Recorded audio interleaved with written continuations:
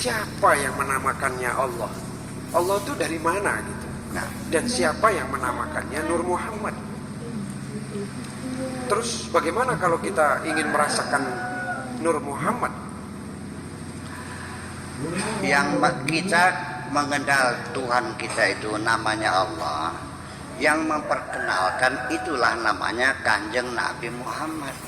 Kalau kita tidak dikasih tahu, mungkin kita namanya the iron, the ocean, ya kan, pohon besar, bintang, dan terlalu banyak manusia menemukan Tuhan yang berbeda-beda. Tetapi saya secara pemikiran teologis, sekalipun namanya berbeda, tapi kalau substansinya sama, nggak ada masalah. Ya, setuju ya. Saya dipanggil Abed, dipanggil Yasin. Ya, ketika di Syria saya dipanggilnya Abed, ketika di Tunisia panggilnya Yasin, ketika di Syria panggilnya Syakur. Orangnya sama enggak? Lah iya, Nabi Muhammad juga namanya banyak kan? Mustafa, Ahmad, Toha, Muhammad, Yasin, kan begitu. Orangnya sama enggak? Sama.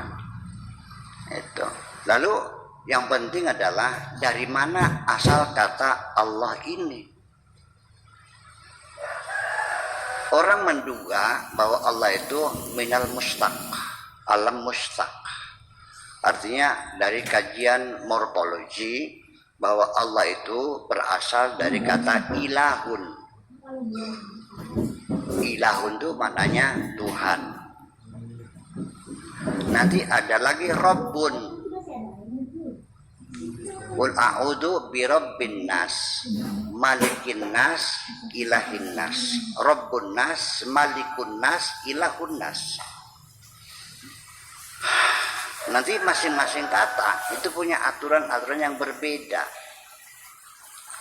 Rabbun itu adalah sebagai pemilik. Ya. Ketika kita memanggil Tuhan, wahai Tuhanku, ya Rabbi, tidak pakai ya mutakalim. Ya Rabbi, enggak ada ya mutakalim, betul enggak? Tapi kalau dijamakan ya Rabbana ada nunya. Kalau Rabbi enggak ada. Kemudian lagi Rabbun itu adalah ketika Rabbun tersendiri itu adalah Tuhan. Tapi kalau diidhafahkan Rabbul Baiti, tuan rumah. Kalau Rabbul Amal itu employer yang punya pekerjaan. Kalau arbab dijamakan menjadi dewa-dewa, menjadi tuhan-tuhan itu. Nah ini kan setiap kata semuanya ada aturan-aturan linguistik. Soalnya kita kan bahasa Arab. Mengucapkan nama Allah saja masih belum ada yang jelas. Ada Allah, ada Allah, ada Allah, Allah. Ya, itu hamzahnya saja nggak dibaca fathah, rata-rata dibaca o. Allah, bukan Allah dong. Allah bukan Allah. Dan bukan Allah, dan juga bukan Allah. Dari bunyi sengaunya saja, Allah. Kalau Arab pasti Allahu. Kok jadinya Allah, kok sengaunya pakai O. Itu kan suara-suara Ibrani. Makanya kita menduga bahwa lafzul jalalah itu, Allah itu bukan bahasa Arab, tapi memang dipinjam dari bahasa Ibrani. Allah. Kan begitu. Nah, lalu setelah namanya itu Allah, di agama-agama yang lain, agama yang samawi, agama langit, ini Tuhan mereka namanya juga ya Allah juga. Karena gitu persoalannya.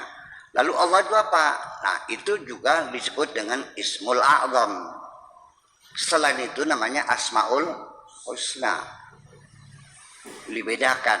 Karena Isim A'zam itu Ismul Zat, namanya Allah. Kalau Rahman itu masih sifat, namanya Asmaul Husna. Lalu Asmaul Husna sendiri itu hanya 99. Tetapi asmanya Allah tak terhingga. Apapun kalau awal dengan maha, ya sudah bisa jadi sifatnya Allah. Nah ini kalau kita bahas tentang asal usul asal lafzul jalalah, itu saya pernah mengkaji lafzul jalal itu 4 tahun baru selesai. Ya, kajian linguistik lafzul jalalah itu 4 tahun baru selesai. Artinya di situ diurai dari sisi morfologinya, psikolinguistiknya, dari sintaksisnya, dari filologinya, dari hermeneutikanya, dari dunia tersendiri lah. Dan gitu, itu baru selesai. Tapi saya kira untuk masyarakatnya tidak perlu terlalu mendalam semacam itu hanya untuk kajian-kajian akademis saja sesungguhnya. Ya kan begitu. Jadi jawabannya yang memperkenalkan Tuhan kita namanya Allah adalah Kanjeng Nabi Muhammad. Ya, berikutnya bisa tidak merasakan di Nur Muhammad, Bu ya? Kita ini bisa tidak merasakan Nur Muhammad. Ini bagaimana?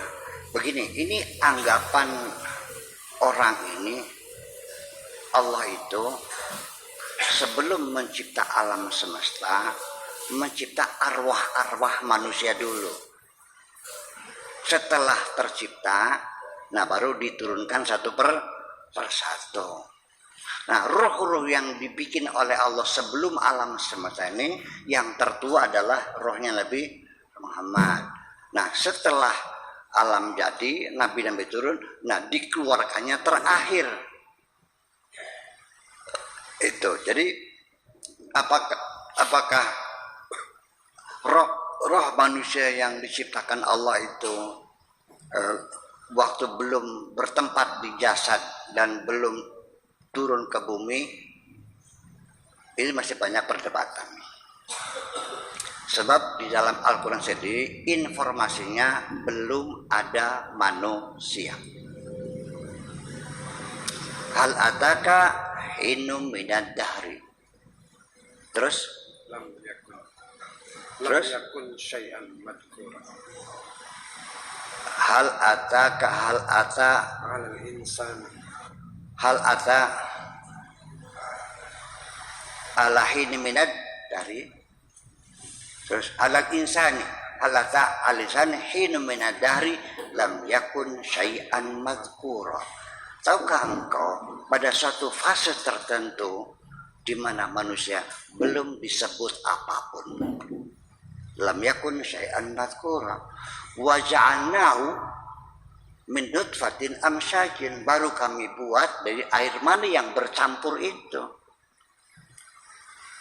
ya kan, wa ja'alnahu sami'an basira, baru setelah itu bisa melihat, bisa mendengar.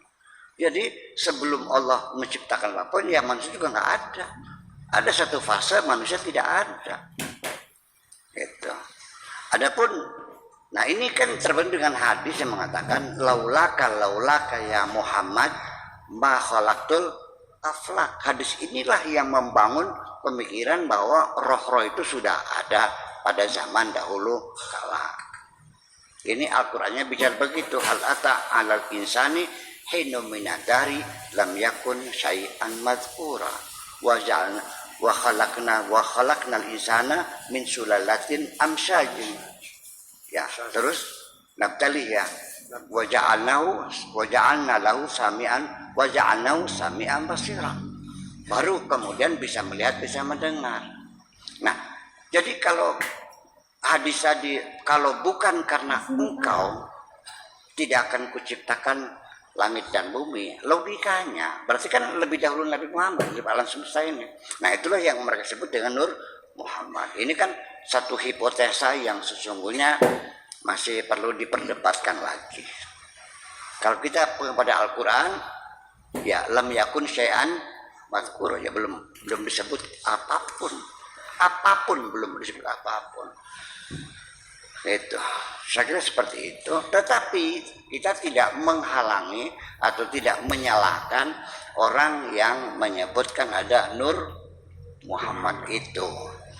Jadi Nur Muhammad ini artinya, kalau saya menafsirkan dengan logika saya, ini menjadi sumber inspirasi bagi umat Muhammad. Sekalipun sudah meninggal, tapi cahayanya masih memberikan motivasi kepada kita.